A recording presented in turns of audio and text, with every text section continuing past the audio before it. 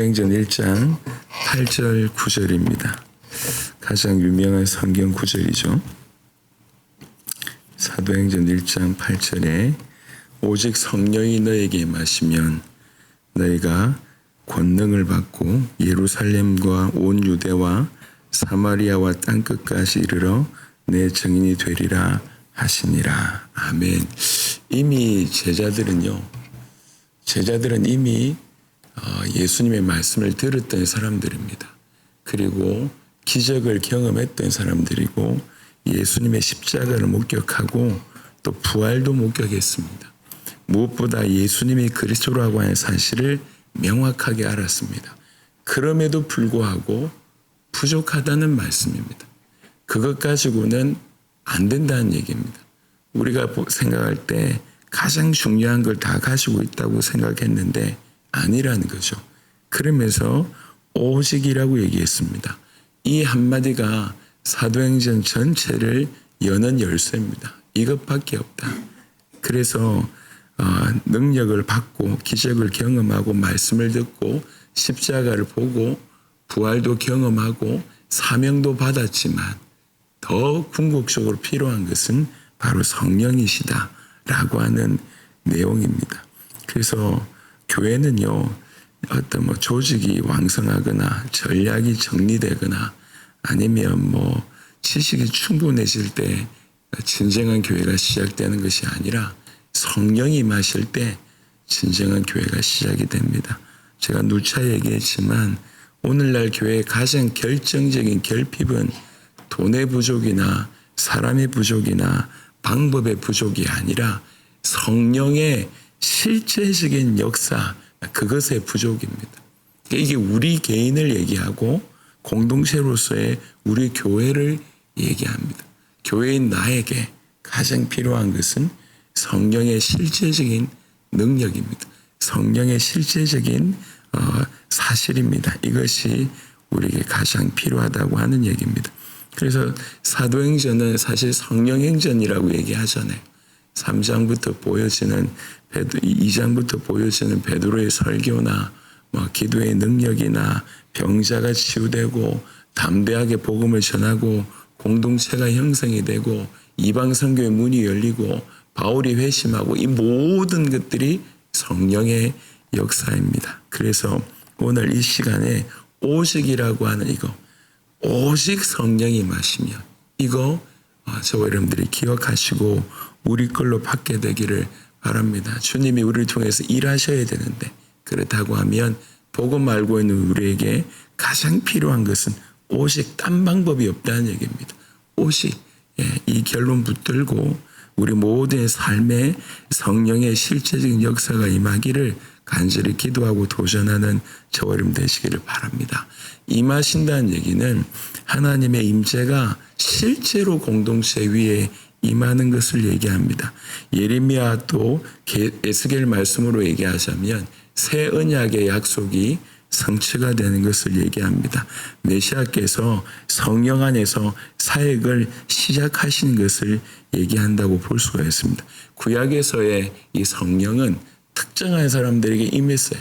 그리고 임했다가도 금방 떠나갔습니다. 하지만 지금 임하는 성령의 역사는 공동체 전체 위에 새 언약으로 임했습니다. 이거는 구속의 역사에서 사실은 엄청난 전환이라고 말씀드릴 수가 있겠습니다. 그래서 오직 성령이 우리에게 임하시면 이게 사실은 우리를 통해서 하나님께서 사실 그 모든 것의 가장 키다. 오직 성령이 너에게 임하시면 너희가 권능을 받는다고 얘기합니다.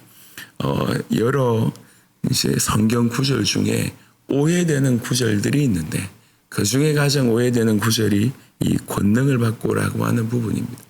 적지 않은 사람들은 이것을 해석할 때에 기적이나 은사로 연결합니다. 그래서 한때 지금도 그렇지만 성령 운동하시는 분들이 굉장히 많습니다. 좋습니다. 근데 성령 운동 말이 성령 운동이지 키가 뭐냐면 이 권능을 받고자 한다는 거죠. 은사를 받고 그 다음에 기적을 경험하고 요거를 계속 얘기하는데요. 여러분 사도행전 1장 8절을 같이 통으로 보시면 이 권능은 땅끝까지 이르러 내 증인이 되리라 연결되어 있습니다. 그래서 이 권능은 그냥 단순한 기적이나 은사를 얘기하는 것이 아니라 이 권능은 정의를 하면 예수님을 정언하는, 정인되게 하는 권능이라는 거예요. 그러니까 정인과 상관없는 권능이 아니고 정인되게 하는 권능이에요. 그래서 사도행전을 쭉 보시면요, 성령이 임하신 사람들에게 무슨 권능이 나타나는지를 보게 됩니다. 물론 성령이 임하신 분들에게 특별히 병자를 고치거나 귀신을 쫓아내는 권능도 일어났어요. 하지만 조금 더 자세하게 보면 그 권능은 주로 예수 이름을 증거하는 형태로 나타납니다. 예를 들면 담대함을 주시거나 아니면 십자가와 부활을 깊이 깨닫게 하는 조명을 주시거나 예수 이름을 부끄러워하지 않는 확신을 주시거나 예수 이름을 전하는 중에 일어날 수많은 핍박을 이기게 하는 인내를 주시거나 아니면 그런 여러 가지 상황 속에서도 사랑과 거룩함 안에서 공동체를 형성하게 하시거나 라고 하는 부분으로 권능이 나타났다는 거죠.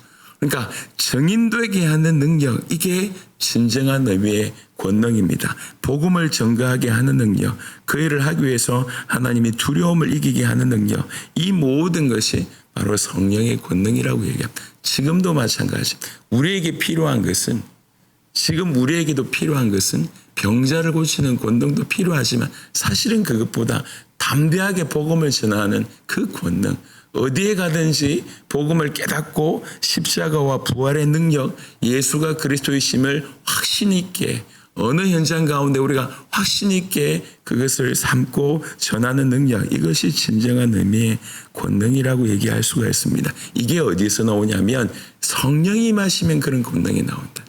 오직 성령이 임하시면 권능을 받고, 그럼 어떻게 됩니까? 예루살렘과 온 유대와 사마리아와 땅끝까지라고 표현을 했습니다. 여러분, 이거는 단순한 지역적인 의미를 얘기하는 게 아닙니다. 지역을 넘어서서 의미하는 바가 많습니다. 먼저 예루살렘은 복음이 시작됐던 바로 그 지역입니다. 그 곳이죠. 예수님이 죽으시고 부활하신 그런 역사적인 현장입니다. 하지만 이면적으로 볼 때는 철저하게 예수님이 거절당하셨던 자리입니다. 인간의 반역이 크게 달했던 자리입니다. 그래서 예수님, 하나님의 아들 그리스도를 완전히 십자가에 못 박았던 바로 가장 반역이 크게 달했던 자리가 바로 그 자리입니다. 그 자리에서 하나님의 구원이 선포되는 거예요. 그 자리에서 복음이 선포됩니다. 거기서부터 성령의 역사가 시작됩니다. 예, 마찬가지입니다. 그게 달했던 자리 자체가 우리가 그런 자리고, 여러분 주변에서도 여러분 저 사람들은 절대로 복음 받지 않을 것이다, 그렇지 않습니다. 그 은혜의 역설로 오히려 그 자리에서 우리 주님이 복음으로 시작하실 수 있다를 얘기하고 있는 것이 예루살렘입니다. 예루살렘에서 시작해서 이제 유대로 가는 겁니다. 복음의 역사가 한 점에서 시작돼서 퍼져나가는 것을 얘기하고 있고요. 그 다음에 사마리아로 가는데, 사마리아는요, 유대인들이 가장 멸시하였던 지역입니다.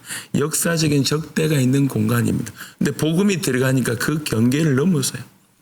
절대로 저 사람들은 안 받을 것이다, 저 지역은 안 받을 것이다, 내가 복음을 받았지만 절대로 저 사람들한테는 안 갈 것이다 라고 하는 이 경계를 복음이 오면 넘어서게 됩니다. 그리고 마침내 땅끝으로 가게 되죠. 모든 민족, 모든 언어, 모든 문화, 모든 경계를 포함하는 표현입니다. 성령이 마시면 경계를 넘었습니다. 성령이 마시면 한계가 없습니다.